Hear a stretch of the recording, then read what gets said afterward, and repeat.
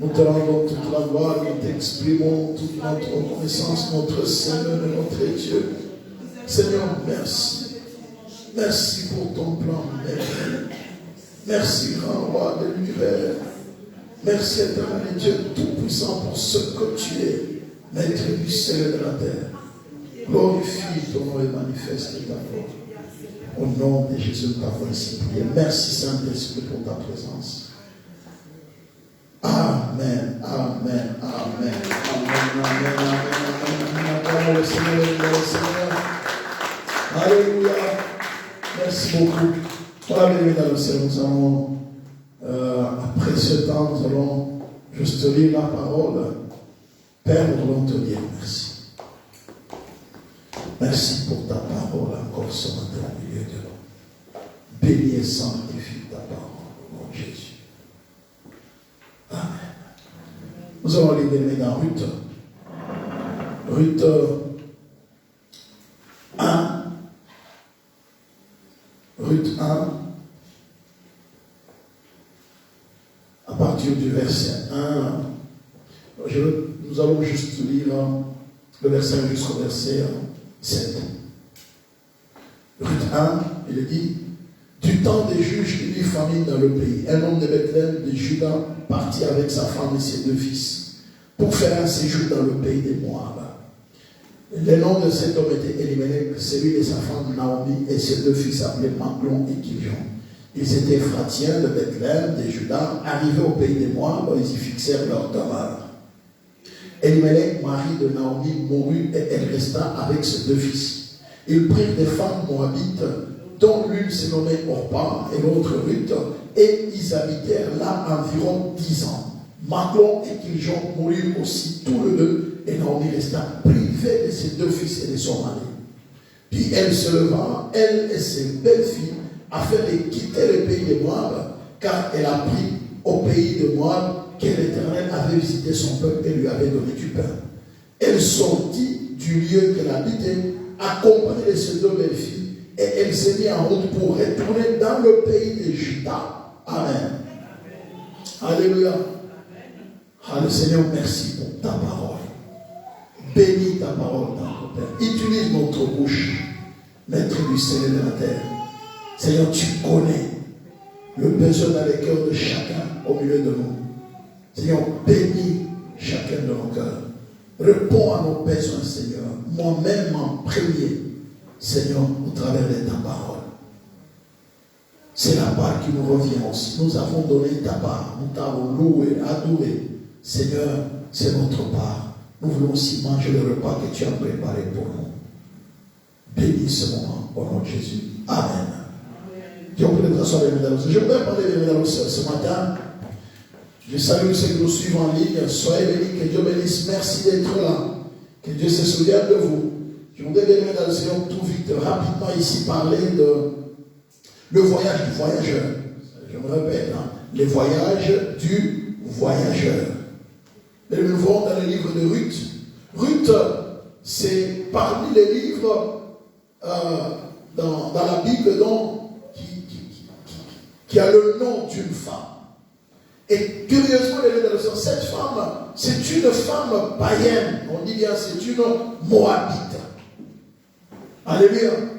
C'est une Moabite.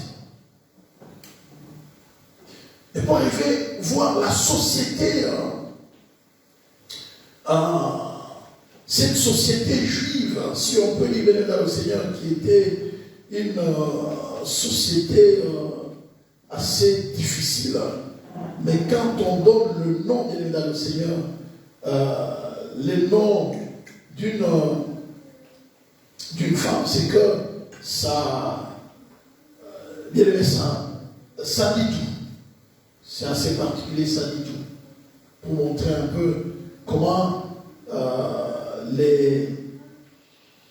cette femme a marqué l'histoire d'Israël. Elle a vraiment marqué. Elle a marqué l'histoire d'Israël de par son vécu. L'histoire de l'État commence du temps des juges. Un temps de déchéance morale. C'est le verset qui dit du temps des juges. Pour nous montrer, c'était à quelle époque cette histoire s'est passée. À l'époque des juges. À l'époque où il y avait dans le Seigneur, la moralité d'Israël était pratiquement élevée dans un fossé, au fond du gouffre. Et c'est ce temps-là, bien dans le Seigneur, que Israël passait par des temps difficiles. Tout simplement parce que, vous savez, avec Dieu, vous tournez vers Dieu, Dieu vous fait du bien. Vous détournez de Dieu, Dieu se détourne de vous. C'est les châtiments, c'est les malheurs, c'est la souffrance, c'est la malédiction qu'on sort. Et c'est ce qui est arrivé bien dans le Seigneur à cette époque ici, à l'époque d'Elimelech. Et il y avait famine. La famine était tout à fait justifiée parce que Dieu avait déjà dit, si on se détourne de lui, on ne lui obéit pas, il y aura de la famine, tel qu'il est écrit dans Deutéronome. Donc vous vous détournez de Dieu, ça sera la famine. Et là, il y avait la famine en Juda, à Bethléem, précisément Ephrata. Et il y avait un homme du nom d'Elimelech. Mais cet homme n'a pas su supporter la réalité de la contrée. La réalité de Judas qui traversait par la famine, à cause, probablement, de le Seigneur, de l'état, de la déchéance morale, de la désobéissance. Dieu s'est détourné. Et il y avait la famine. Alors, il prend la décision de quitter Juda pour aller à Moab. Comme quoi que c'était un lieu qui était fertile, là où il y avait encore, il faisait bon vivre, il y avait bon, ça, on pouvait bien s'y installer et vivre librement. Et il va faire le voyage, il va s'exiler. Je suis en train de parler les voyages du voyageur. Et il va faire le voyage. Il va prendre sa femme, il décide de Louis Elimelech, l'homme de la famille. Il dit à sa femme, voilà, nous allons quitter Juda parce qu'ici il y a la famille, allons à moi. Il prend son épouse Naomi, il prend ses deux fils, Macron et Kijon, allez, pardon. Ils ont quitté Juda, 82 kilomètres. Ils ont voyagé. À l'époque, on voyageait à pied. Alléluia. 80 kilomètres. Ils ont voyagé. Ils sont partis, ils sont allés, se sont installés là-bas. Ils ont fixé leur demeure là. Alléluia. Nous quittons Juda. Ils sont allés fixer leur demeure à Moab. Bien-aimés dans le Seigneur. Le voyage du voyageur. C'est ça que je suis en train de parler.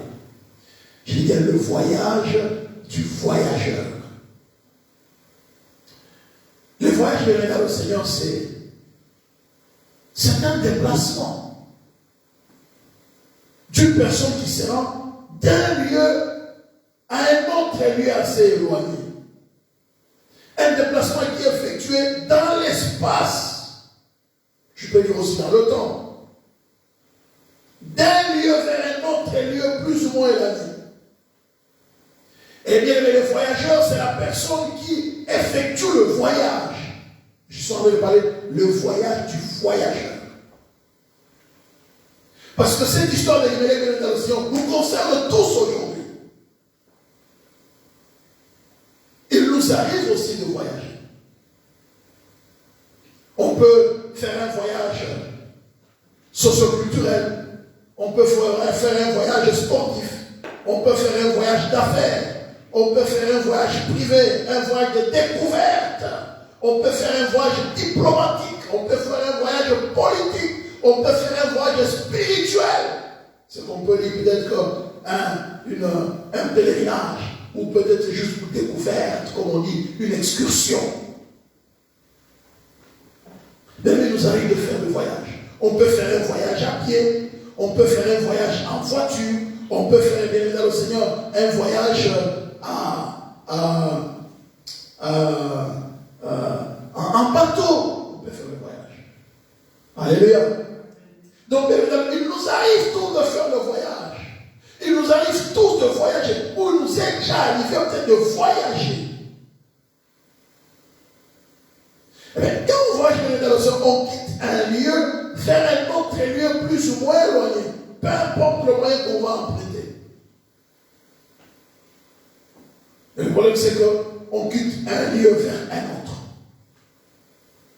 Mais quand on quitte un lieu vers un autre, peut-être c'est pour une journée, on peut voyager en train, et puis on revient.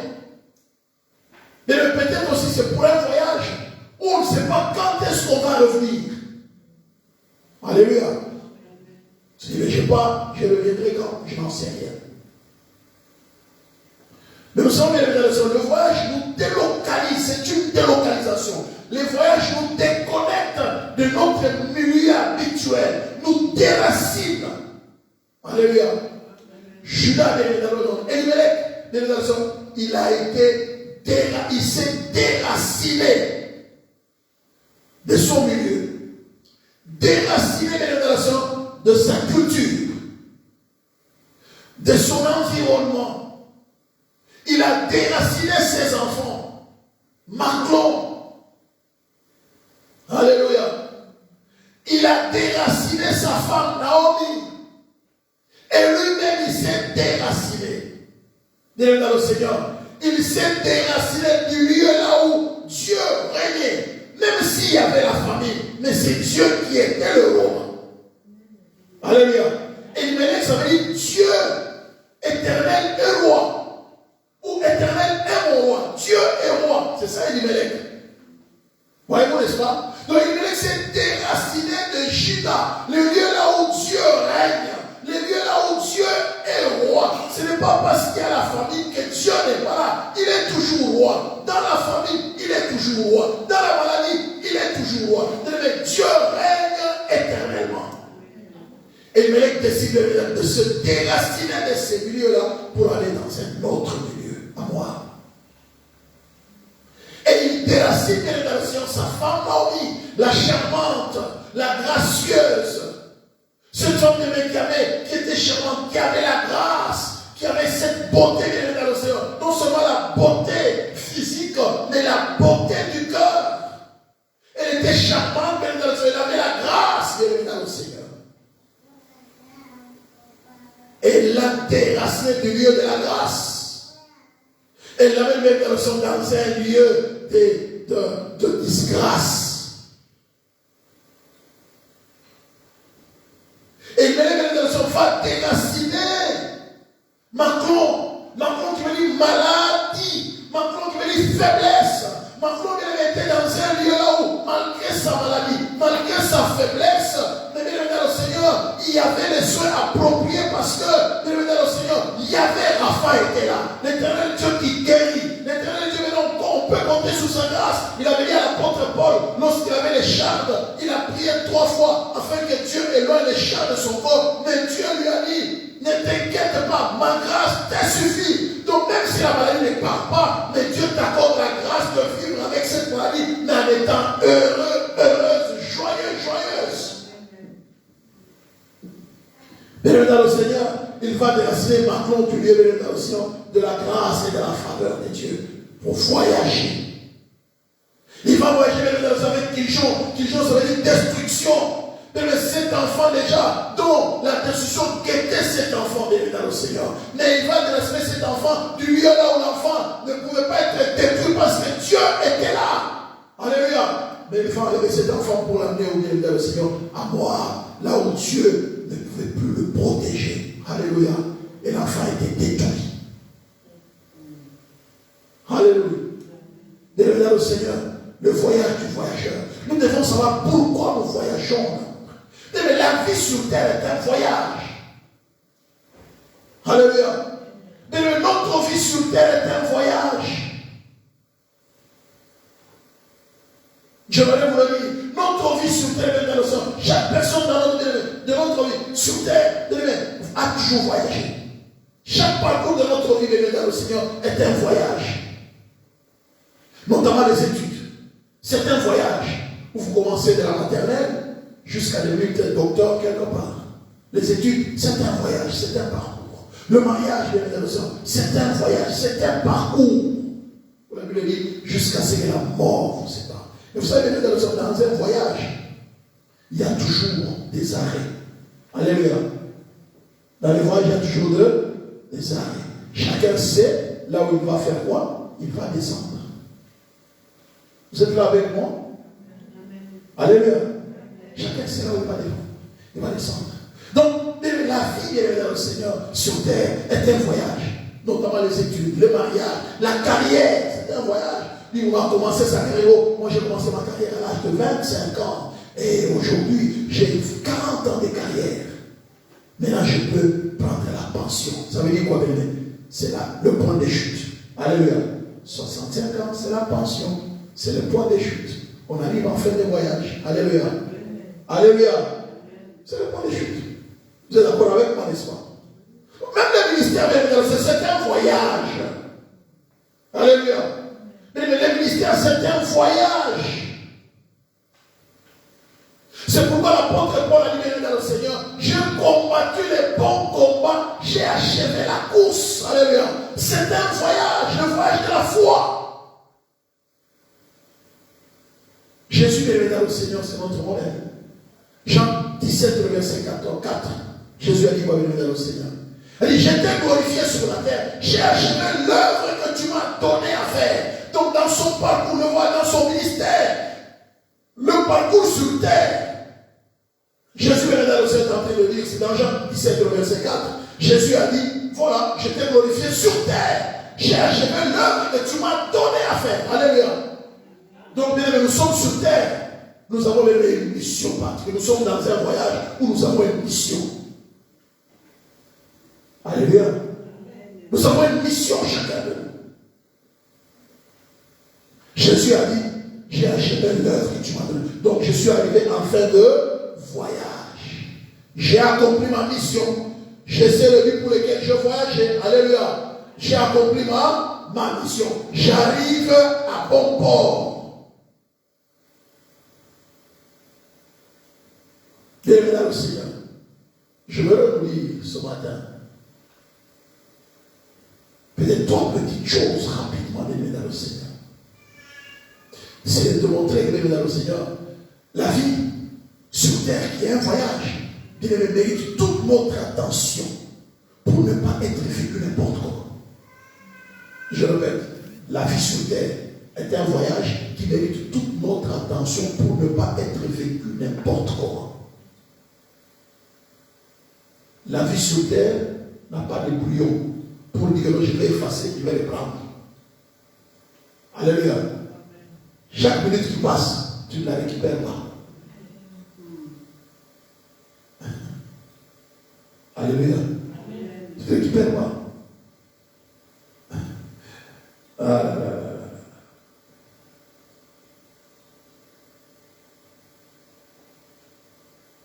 Jacob, on lui a posé la question. Quelles sont les années de ton voyage? Combien d'années? Genèse 47, le verset 9. Bien-aimé dans le Seigneur, la vie sur terre est un voyage. Regardez ce que l'apôtre, ce que Jacob a répondu. Jacob répond, reprends le verset 8 d'abord. Pharaon dit à Jacob, quel est le nombre de jours des années de ta vie? Alléluia. Quel est le nombre de jours des années de ta vie? Tu as quel âge? Moi, c'est la réponse qui m'intéresse. Écoutez ce qu'il dit. Jacob répondit à Pharaon, les jours des années de mon pèlerinage sont de 130 ans. Alléluia. Les jours des années de mon pèlerinage sont de 130 ans. Les jours des années de ma vie, là il est en train de raconter. Les jours des années de ma vie ont été peu nombreux et mauvais.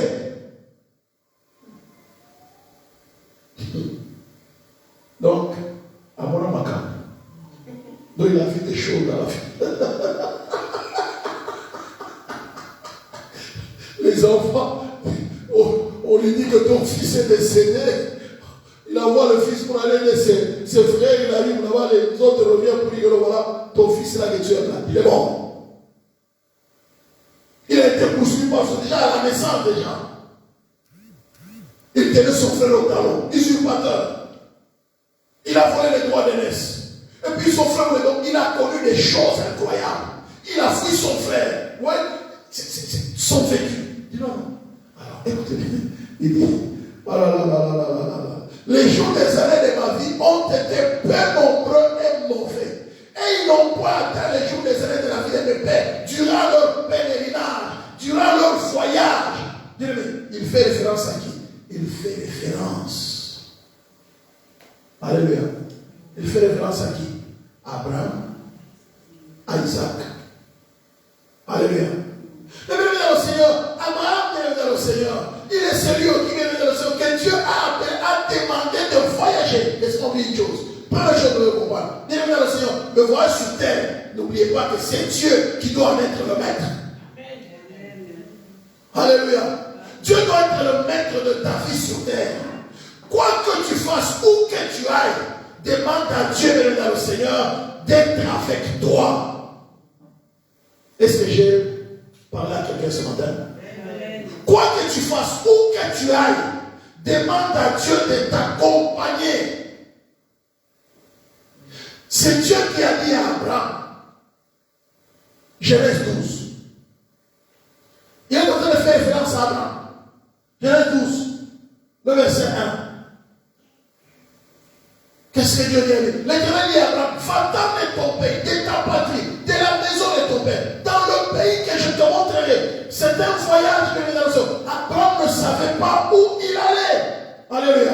Mais Dieu lui demande de quitter sa maison, de quitter ses parents, de quitter son terroir, de quitter son milieu socio-culturel, d'abandonner sa culture, d'abandonner son père, d'abandonner sa mère, d'abandonner ses frères, d'abandonner ses amis. Il n'avait jamais quitté sa famille. Abraham vivait toujours en famille avec les parents. Et tout d'un coup, Dieu lui dit, tu dois quitter. Tu dois faire quoi? Tu dois voyager. Alléluia. Abraham, tu dois voyager. Bien-aimé dans le Seigneur, notre vie sur terre doit être une vie de foi. Nous marchons non par la vue, mais nous marchons par la foi, c'est ce que l'apôtre Paul a dit. Si tu marches par la vie, tu fais confiance à tes sens, tu n'atteindras jamais les promesses de Dieu. Alléluia. Mais le voyage avec Dieu, c'est un voyage de foi. La marche avec Dieu, c'est une marche de foi. Je vais parce que Dieu me demande d'y aller. Je vis parce que je ne vis pas seul. Je vis avec Dieu. Dis-le au Seigneur. Elimelech a oublié. Elimelech comptait sur ses sens. Elimelech, c'était la famine. À moi, ça fait bien. Allons à moi. Il a oublié. Nous vivons par la foi. Dieu est celui qui nous fait vivre même dans la famille. Même quand je traverse la vallée de l'ombre de la mort, je ne crains qu'un mal quand tu es avec moi. Bien-aimé, tu peux passer un jour par des situations difficiles. N'oublie pas que Dieu est avec toi. Marche par la foi. Mais sur la terre, nous sommes dans un voyage. Et ce voyage, nous ne le faisons pas seuls. Rassure-toi de ce voyage, mais tu le fais avec Dieu. Dieu a dit à Abraham, quitte. Écoutez ce qu'il vient faire. Dans le pays que je te montrerai. Donc Abraham partait, il ne savait pas là où il allait. Le verset 2. Il dit, je ferai de toi une grande nation. Et je bénirai, je te bénirai. Je rendrai ton nom grand et tu seras une source de bénédiction. Je bénirai ceux qui te béniront. Je maudirai ceux qui te maudiront. Et toutes les familles de la terre seront bénies en toi. Abraham partit. Comme l'Éternel lui avait dit. Et l'autre partit avec lui. Abraham était âgé de 75 ans lorsqu'il sortit des champs. Alléluia. Abraham prit sa femme. Sarai, sa femme, et l'autre son fils de son frère, avec tout le bien qu'ils possédaient et les serviteurs qu'ils avaient acquis à Charan. Ils partirent pour aller dans le pays de Canaan et ils arrivèrent au pays de Canaan. Alléluia. Donc Dieu lui a prêté les lieux. Et voilà, tu vas quitter Charan, tu vas aller où? À Canaan. Donc Abraham a écouté Dieu. Il ne s'est pas fixé à Canaan parce qu'il a voulu. Alléluia. Alléluia. Abraham s'est fixé à Canaan parce que Dieu lui a demandé de se fixer où? À Canaan. Regardez les dans le Seigneur. Elimelech va quitter Juda pour aller se fixer où? À Moab. Même-moi le verset 4. Il dit quoi? Le verset 3. Voilà. Les noms de cet homme étaient Elimelech, celui de sa femme Naomi et ses deux fils s'appelaient Macron et Kiljo. Ils étaient frontières de Bethléem de Juda. Arrivés au pays de Moab, ils y fixèrent leur demeure. Alléluia. Donc, Elimelech a décidé de quitter Juda, les lieux là où il y avait le temple de Dieu, les lieux là où Dieu régnait. Il dit non, je ne veux plus que tu règnes maintenant sur moi. Je ne veux plus que tu règnes sur mes enfants. Je ne veux plus que tu règnes sur ma vie. Je ne veux plus que tu règnes sur ma famille. Alléluia. Maintenant là, je voudrais moi-même conduire ma vie. Je voudrais moi-même vivre comme je veux. Je compte sur le sens, pas sur la foi. Bien-aimés dans le Seigneur, dans notre parcours sur terre, n'oublions pas bien la leçon que Dieu doit être le maître. Nous devons laisser Dieu nous conduire. Alléluia. Amen. Nous devons laisser Dieu nous conduire. Regardez les enfants d'Israël. Regardez les enfants d'Israël. Nombre 33. Le verset 22. Ils ont quitté l'Égypte, n'est-ce pas?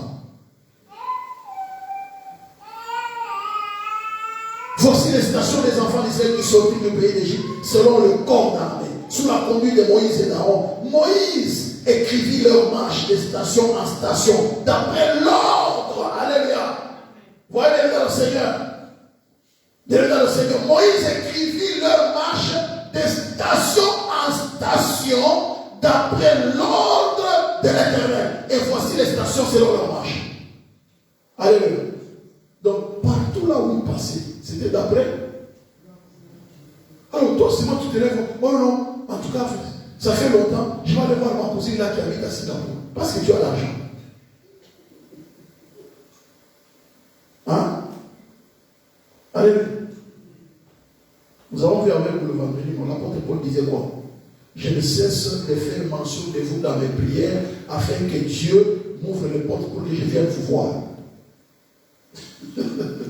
Nous, c'est comme tu as l'argent, c'est que le voyage est approuvé. Hey, ce n'est pas parce que tu as l'argent de que le voyage est approuvé. Alléluia. Alléluia. Regardez. Donc, Moïse écrit les marches de station en station, d'après l'ordre de l'Éternel. Voici les stations selon leur marche. Chaque station. Ici, c'est bon. Attends, vous n'avez pas encore bien compris. Nombre 9. Regardez ce qui s'est passé. Nombre 9. Le verset 16 jusqu'à 18. Regardez. Il en fut continuellement ainsi. La nuée couvrait les tabernacles. Et elle avait de nuit l'apparence d'un feu. Quand la nuée s'élevait de dessus la tente, les enfants d'Israël partaient. Et les enfants d'Israël campaient dans le lieu où s'arrêtait la nuée. Alléluia. Donc les stations en station là que vous entendez, c'est-à-dire c'était la nuée. La nuée s'arrête, il faut quoi aussi? Il s'arrête. Non, nous c'est comme j'ai l'argent. En tout cas, je vais aller voir ma cousine là qui habite à Miami. Et laisse-moi Dieu qu'elle nous regarde parfois même. Il y a des choses qui allaient nous arriver maintenant, sa grâce. J'ai regardé, mais qu'est-ce qui s'est arrivé? Mais maintenant, Seigneur, il y a des lieux. Tu es parti, béni. Tu sors de ces lieux-là, maudit. Pour avoir fréquenté les lieux-là, tu étais parti béni, n'est-ce pas? Écoutez ce que Naomi a dit. Je suis parti comblé, mais je suis revenu main vide. Tu vois, je me constaté, depuis que j'étais parti chez elle, à mon retour, j'ai vu des situations bizarres. Hein? Vous n'avez jamais constaté des choses comme ça? Et depuis que j'avais fréquenté tes mains, je suis revenu. J'ai vu des situations un peu bizarres. Je commence à faire des choses bizarres. Depuis que j'ai dormi chez elle, à mon retour, j'ai toujours des rêves bizarres. Tu as passé une personne dans une maison là où on invoque les morts. Alléluia. Regardez une dame qui quitte en Afrique. Elle quitte la ville là où ils habitaient. Et puis ils sont allés dans un village, le village de ses parents. Et arrivé là-bas, on la reçoit. Et puis on lui dit, bon écoute, tu vas aller dormir dans cette tente-là. Je raconte le témoignage. Elle a dormi. Elle est la nuit. Elle rêve. Une dame qui vient vers lui, mais qui t'a demandé de venir ici, de dormir ici. Tu es venu perturber notre sommeil. Allez, ouvre ta bouche. Il a ouvert la bouche. On lui a mis un bazar dans la bouche. Depuis ce jour-là, il est devenu sorcière. En fait, là où elle avait dormi, c'est là qu'on enterrait tous les ancêtres de son village. Dans la case là où elle avait dormi, c'est là qu'on enterrait tous les ancêtres de son village. On les enterrait là. Alléluia. Oui, je vais au village, vraiment. Je dis pas, il ne faut pas aller au village. Hein. Mais laissez-moi vous dire, mais quand tu veux aller quelque part, demande que la nuit t'accompagne. Alléluia. Regardez ce que Moïse disait. Exode. Non, continue. Le verset 18. Les enfants d'Israël partaient sur l'ordre. Alléluia, partaient sur. Donc ils voyageaient sur l'ordre de l'Éternel. Ils campaient aussi longtemps que la nuit restait sur le tabernacle. Alléluia.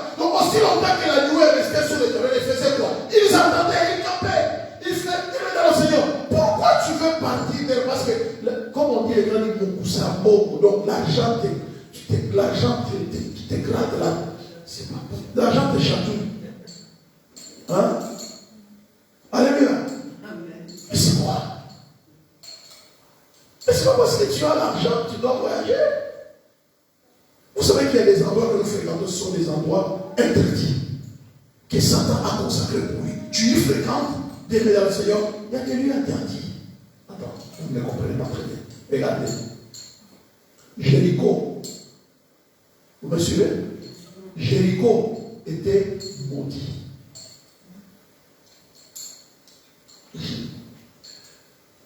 Ah, bien, il faut qu'on enseigne des choses pour que les gens comprennent. Tu ne peux pas vivre comme tu veux. Alléluia. Un mois.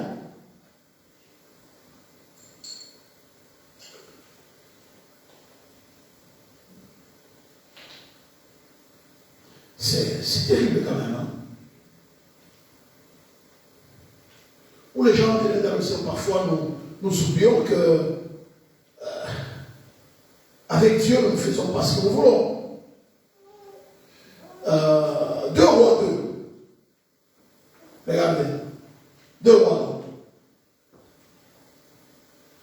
2. Lorsque 2 rois 2, oui. Le verset 19.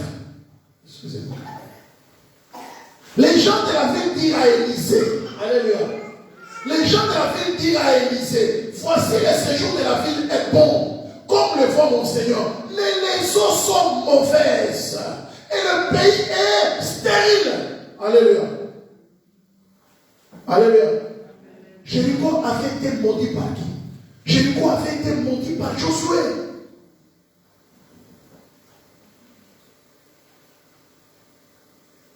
Josué avait maudit Jéricho de dans le Seigneur.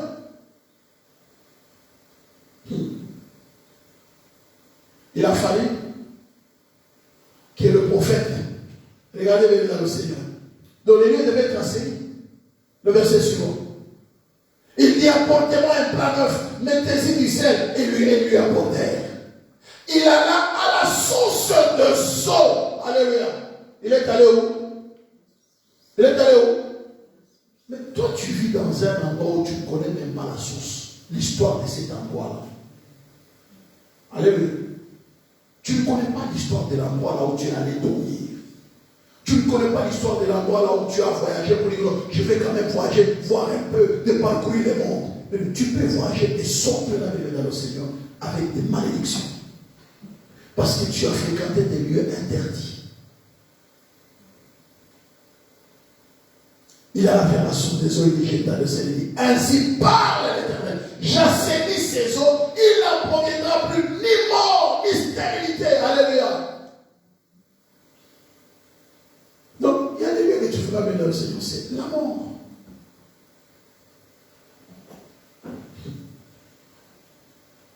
Tu dois savoir où tu veux tomber quand tu voyages. Alléluia. Alléluia. Ah là là là là. Voilà les dans le Seigneur. Comment les enfants d'Israël ont voyagé. Regardez dans Exode 40. Le verset 37-38. Et quand la nuée ne s'élevait pas, il ne partait pas jusqu'à ce qu'elle s'élevât. Alléluia. Alléluia. Quand la nuée ne s'élevait pas, il était sur place. Il ne partait pas.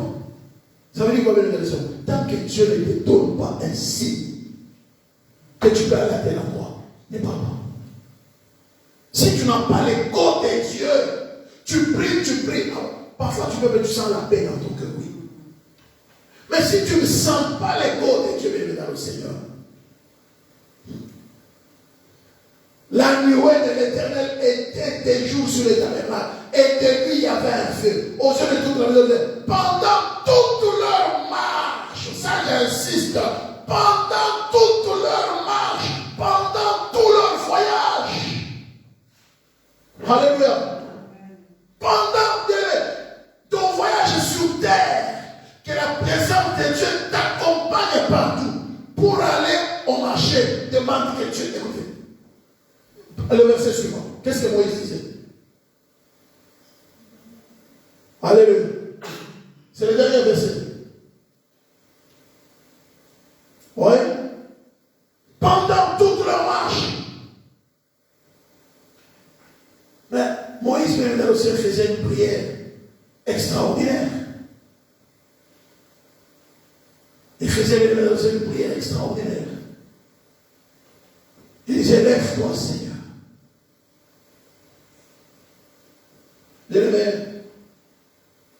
Elimelech, dans son voyage, il a commis l'erreur de ne pas se laisser accompagner par Dieu. Mais j'aimerais vous libérer dans le Seigneur.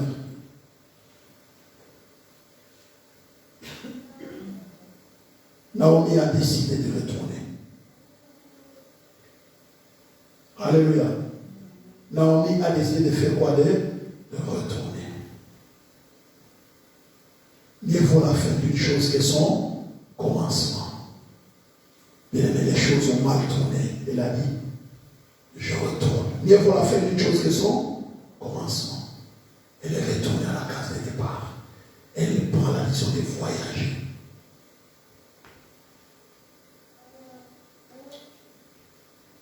Dans notre parcours sur terre, dans notre voyage, que ce soit dans notre ministère, que ce soit dans notre vie, que ce soit dans tout ce que nous faisons dans le Seigneur,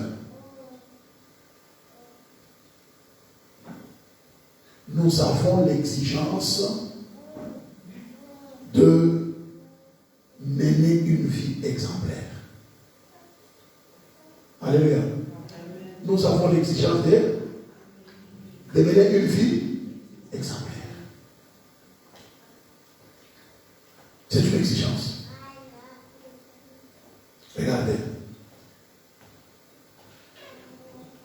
Regardez ce qu'il dit. Le verset 6-7. Ruth 1. Puis elle s'éleva et ses belles filles afin de quitter le pays de Moab, car elle a pris au pays de Moab que l'Éternel avait visité son peuple et lui avait donné du pain. Est-ce qu'il y avait la famine à Moab? On a dit qu'elle a quitté parce qu'il y avait la famine à Moab. Elle a quitté parce qu'il y avait la famine à Moab. Non. Elle a quitté pourquoi? La raison pour laquelle elle était partie à Moab, Dieu a visité. Mais pourquoi rester là-bas? Normalement là, il n'y a pas les temple. Normalement là, il n'y a pas. Elle a été déracinée. Elle retourne même vers le Seigneur à sa source. Alors, réfléchissez avec moi ensemble. Pourquoi cette belle fille l'ont accompagnée?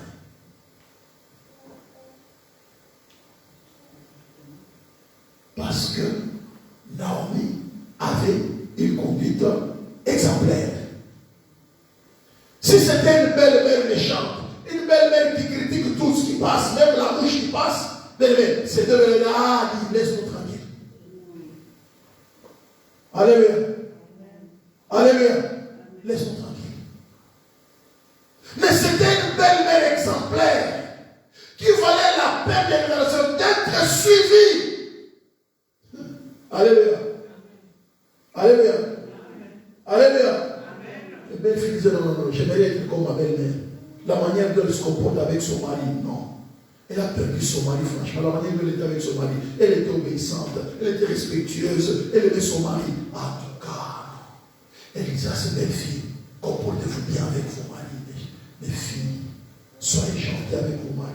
Regarde comment il faut faire ça. Regarde si chez moi on fait ça. Chez moi on fait ça. Regarde si tu veux que ton mari fais ça, fais ça. Donc c'était une belle mère. Crainte. Alléluia.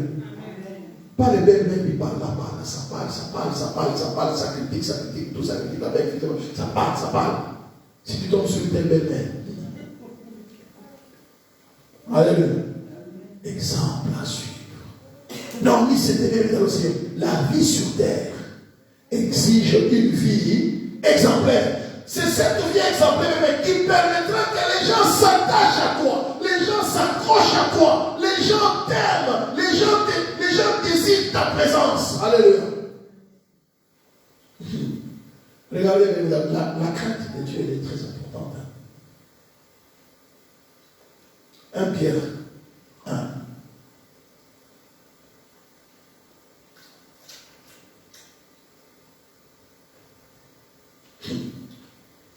Verset 17.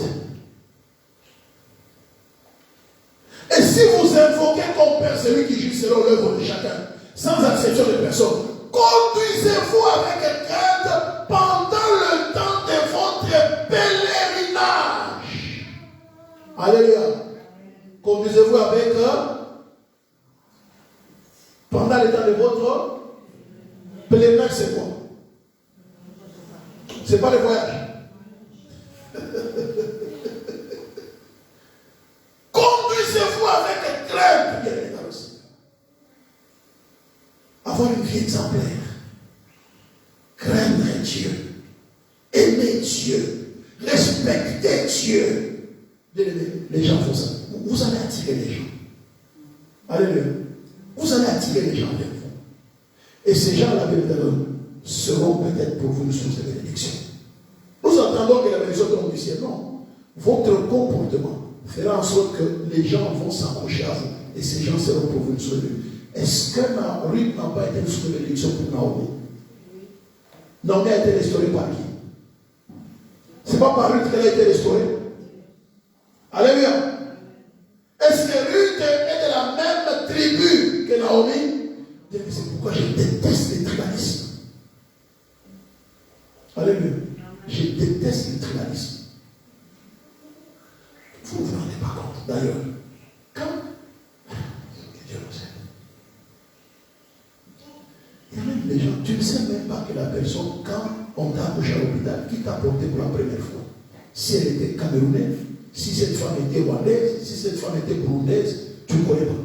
Donc, cette femme-là, si elle était tribaliste, ou elle était régionaliste, ou elle était je ne sais pas quoi, mais elle pouvait te découper, mettre la main sur la gueule, c'est fini. Ce n'est pas ça. Attends, vous n'avez pas encore compris. Hein?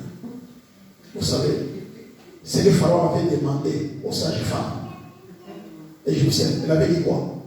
Si vous voyez un mâle hébreu, vous faites quoi? Pour le tuer. Alléluia. Ce sont des Égyptiennes, Shifra et Pua, qui ont dit non. Non, ils ont eu la crainte de Dieu. Non, il ne faut pas tuer ces gens. Le roi les a appelés. Comment? Et non, les femmes hébreues, elles sont fortes. Dès lors qu'elles arrivent sur les portes, l'enfant sont bien. Donc on n'a même pas le temps de chipoter. Alléluia. Donc maintenant, toi, quand on t'a mis au monde, si cette femme-là n'était pas de ta tribu, donc disons, elle était wallonne, toi tu es flamand. Ouais, vous connaissez les confrères de wallon et les flamands. Elle va faire quoi? On en est là-bas. Parce que toi tu n'es pas là. Tu es dans les femmes après l'accouchement, n'est-ce pas? Tu es, voilà. L'enfant, on va parler, l'enfant sort. La seule femme fait quoi? Elle parle avec l'enfant. Pour aller tapoter, l'enfant va pleurer. Ah! Mais prends seulement l'enfant, laisse là-bas. Tapoter là. Shift. Ah! C'est fini.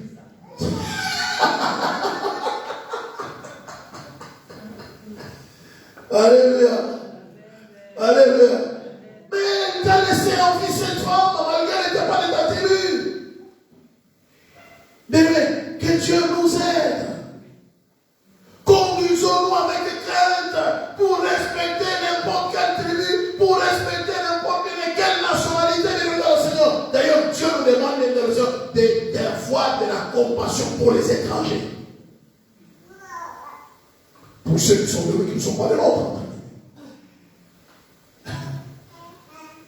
Ah, que Dieu nous aide. Tu ne sais pas ce qui. D'ailleurs, j'ai toujours dit dans le Seigneur, je dis souvent à ma famille, en tout cas, pendant des moments difficiles que j'ai traversés dans ma vie, ceux qui m'ont fait du bien ne sont pas les matériaux. Alléluia. Les moments difficiles de ma vie, ma femme est la témoin. Ceux qui ont porté mon problème à cœur, auprès de ces privés, et venir trouver solution à mon problème, ni de ma tribu, ni de mon pays. Et peut-être, oh, tu nous on est d'un même pays, nous on est d'une même tribu, il faut comprendre quelle même tribu. quand j'ai souffré là, alléluia, vous comprenez ce que je dis? Est-ce que Ruth était de la même tribu que Naomi? Vous l'entendez, Ruth est la Moabite, non? Est-ce que Naomi était la Moabite? C'est une juive.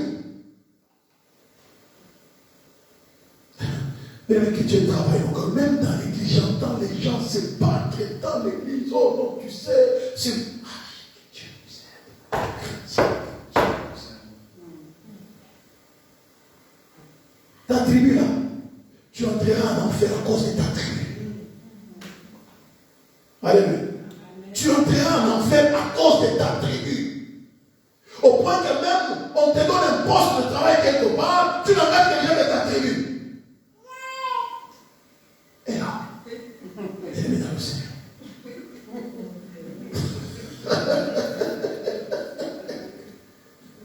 Donc tu ne regardes même pas la compétence.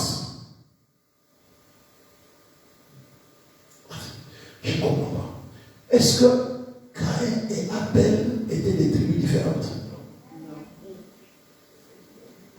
Alléluia. Caïn et Abel étaient des tribus différentes. Il y a Caïn était wallon et Abel était flamand.